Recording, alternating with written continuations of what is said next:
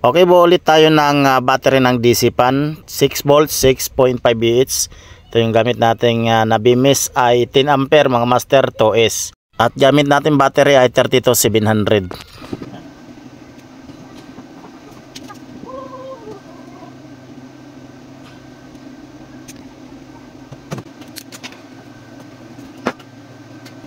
Huwag muna natin i-connect yung mga wire sa battery habang hindi pa ito na ano.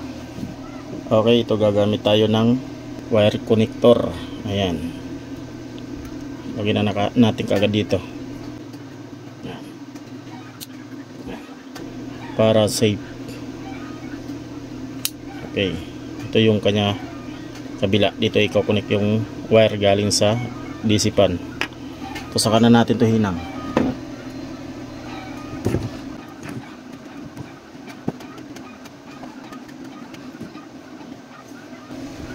Ayan, unahin natin tong B-. Ayan.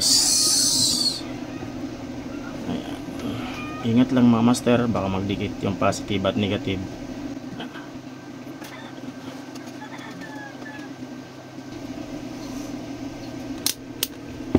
Yun, natapos na tayo. Check natin yung voltage. Ayan, 6.68 volts. Okay, ayos.